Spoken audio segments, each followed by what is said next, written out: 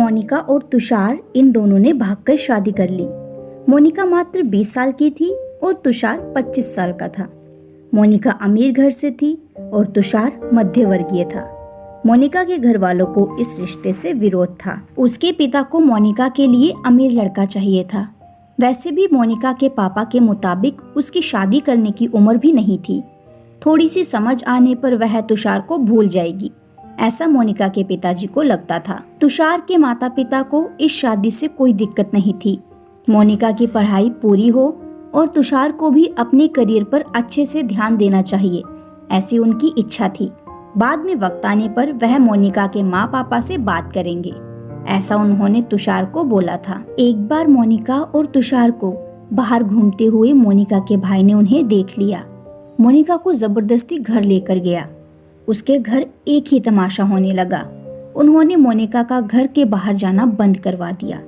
Last में संधि देखकर उन दोनों ने भागकर शादी कर ली। मोनिका के घर वालों ने उससे सारे रिश्ते तोड़ दिए।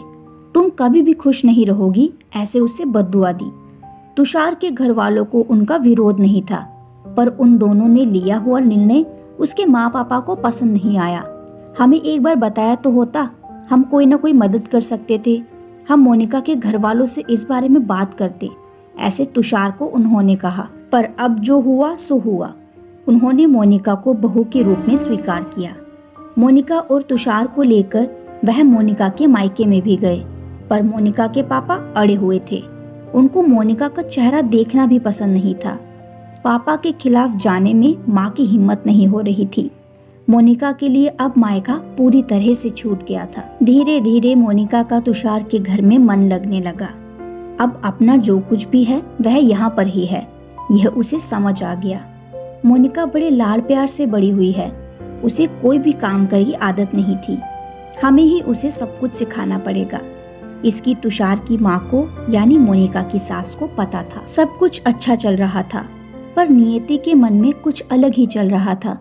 उनकी शादी को जैसे तैसे 1 साल हुआ था और एक एक्सीडेंट में तुषार दुनिया छोड़कर चला गया। सभी पर दुख का पहाड़ टूट पड़ा। ऐसे जवानी में अपने बेटे की मृत्यु होने के कारण तुषार के पापा को जबरदस्त मानसिक धक्का लगा। मोनिका भी पूरी तरह से टूट गई थी। अभी तो उनकी गृहस्थी शुरू ही हुई थी। मोनिका के मायके वालों को भी ये बात मालूम पड़ी, तब भी मोनिका के मायके वाले कोई भी नहीं आया। तुषार की माँ इन सब में धैर्य से बर्ताव कर रही थी। तुषार के अंतिम संस्कार का कार्य निपटाकर उन्होंने मोनिका को उसके मायके छोड़ आने का निर्णय पक्का किया। मोनिका उसके मायके जाने के लिए तैयार नहीं थी। उन्होंने मोनिका को बहुत समझाने की कोशिश की।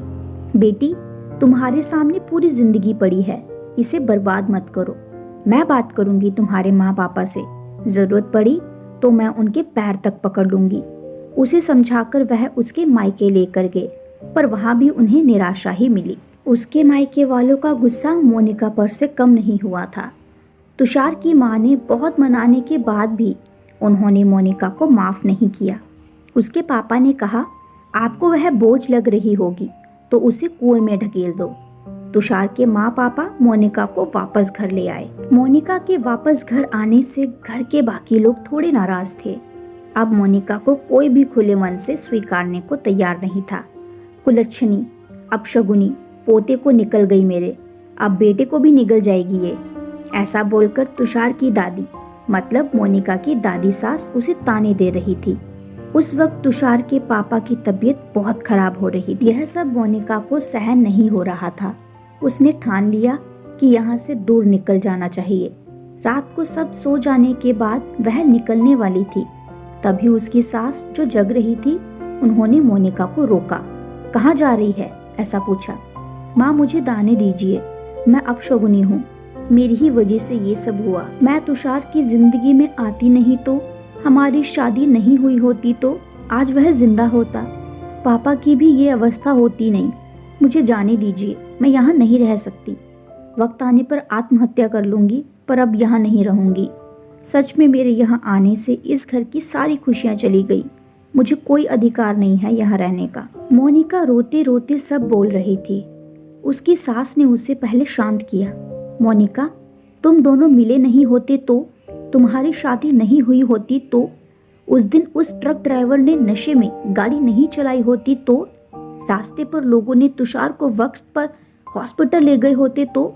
बहुत तो है बेटा, और अब वक्त निकल गया है इन सब बातों का विचार करने का।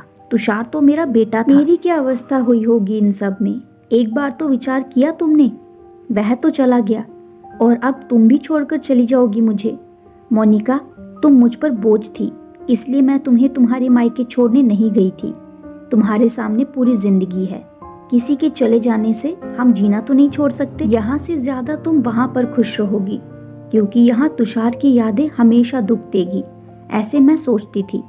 पर जाने दो, जो हुआ सो हुआ।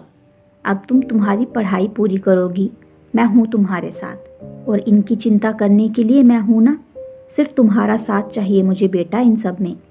तुषार के जाने से हर कोई परेशान था, हर किसी का बोलने का तरीका अलग हो गया है। तुम्हारा दुख मैं अच्छे से समझ सकती हूँ, पर अब तुम्हें संभलना होगा। लोगों का बोलना नजरअंदाज तुम्हें करना होगा, मन लगाकर पढ़ाई करनी होगी। तुम कोई भी गलत फैसला नहीं लोगी, इसका मुझे वचन दो। मैंने मेरा जवान बेटा खोया है और अब बेटी को नहीं खोना चाहती। सास की बातें सुनकर मोनिका को रोना आ गया। उसने सास को गले लगाया। माँ, मैं कहीं नहीं जाऊंगी आपको छोड़कर, आप जैसा बोलोगे वैसे ही मैं करूंगी। मोनिका की सास भी मन भर के रोई। आज पहली बार उनका दुख फूट फूट कर बाहर आया।